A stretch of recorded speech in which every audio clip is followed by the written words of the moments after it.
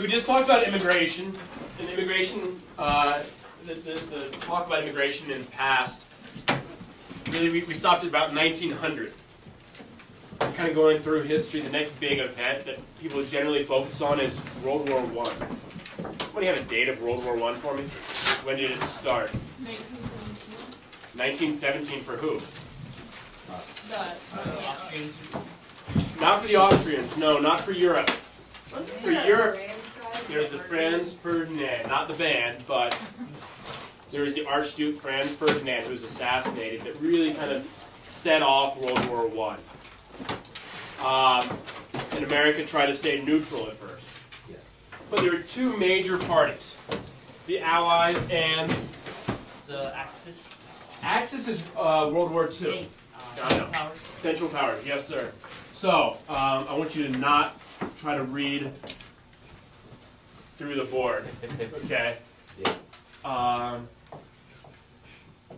Central Powers, Allied Powers. What's one Allied power? Us. Okay, eventually us, yes, but we're not in the war yet. So 1914, we'll be an Allied power. London? Huh? London? London? Britain? Britain, Great Britain. Tracing. Yeah, I am kind of tracing. Great Britain. Give me another one. Russia. Wow, Bryn. And France. Spain. Italy. Okay, No. here's the big three. Great Britain, Russia, France.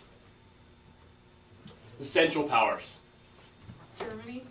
God, it's amazing that we're going in order. No, but Germany is. Yes, one. Germany is, and Germany is a big one. France. Ottoman Empire. The Ottoman Empire. Hungary? Yes. Austria-Hungary. Okay. This is what really divides up in Europe. Now, we just talked about immigration, right? And this does matter. It directly influences our perception of World War I. Given where most of our immigrants are from and our national, or the way that our citizens side, who do you think they go side with? Those guys. Which ones? Go on. Allies. The Allies. Not just because we call them the Allies now, but Great Britain and France, right? These are the old immigrants, the ones that have been in our country for a long time. The newer immigrants are coming from Eastern Europe. So it's really, really a quick decision for people that live in America that haven't been here very long. It kind of divides, and America chooses sides. It's really hard for them to stay 100% neutral. Now, the president during this time period is Woodrow Wilson, and Wilson doesn't want to get involved. Is that the guy who got a comet named after him? Wasn't it? There was. Is there a Woodrow Wilson comment? There was something about like how in the wars, or in a war, somebody like named the comet after him because he was such a good president or something. I don't know. You have to look it up, so I'm not aware of it. The only comet I really know is Halley. The Halley comet. Yeah.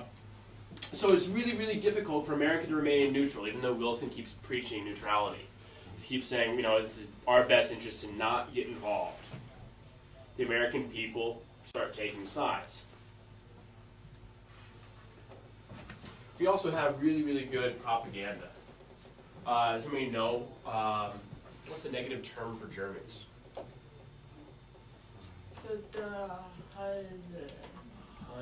Huns. Huns. The Krauts, Huns, etc. The Ottoman Empire was portrayed as the sick men of Europe. You'd have political cartoons that really villainized this group of people, and propaganda. And on this side said, hey, these are our allies, these are our friends. And people start doing and looking at that, which kind of goes along with our political cartoons that we were just seeing. What is a Hun? Like a China Canada. was like the invaded. Like it's That's the older Han, like the invaded China. kind of a barbarian. Barbaric, big, sloppy, mean person, right? Now the Germans are called Huns, so what are we associating being German with? Barbarian. Bad, savage, barbaric, right? So again, if your mind's not made up and you start saying watch out for the Huns, Okay. you start siding more here because you start thinking these guys are bad. So America becomes very, very divided.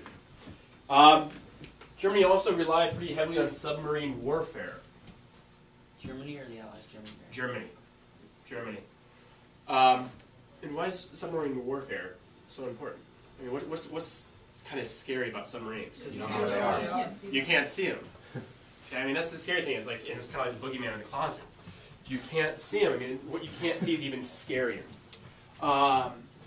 And submarines really, really affected merchant shipping and people wanting to sail. And there was a fear because of German submarines. Okay. Their submarine policy during the war, Germany's submarine policy. They argued that the waters surrounding England and Ireland were a war zone. Is that fair? Because there's innocent like fishing boats and market boats in those waters. But if you're at war with, you know, England and Ireland, do you really care about their fishing boats? No.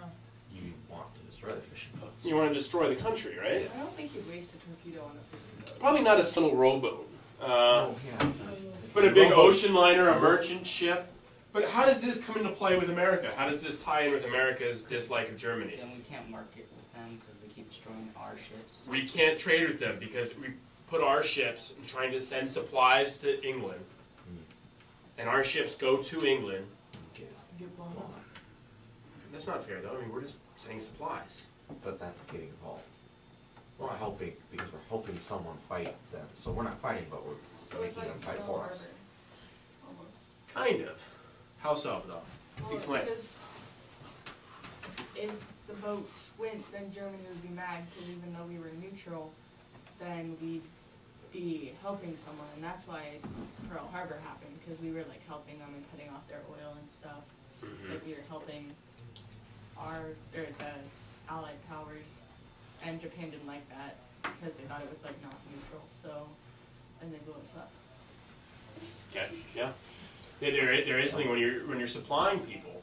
Let's say Josh and Trevor are in a fight, and they're fighting. I walk over here, and I hand Trevor a Gatorade, and I don't give one to Josh. Is Josh be mad at me for giving him a a power drink? I'd probably say spray it at You probably spray it at him, drink it, be revitalized. What if I? Is that bad? or give me like a stick or something. It's a little bit of favoritism. What if I hand Josh some brass knuckles? That would be better. Then you're giving them a huge advantage. Run away. You're giving them better weapons. Okay. Now the thing is, if they're going at it, right, and I reach in here to hand Trevor or Josh, probably Trevor, homework, is there a good chance that I'm going to get hit? Yeah. Yeah.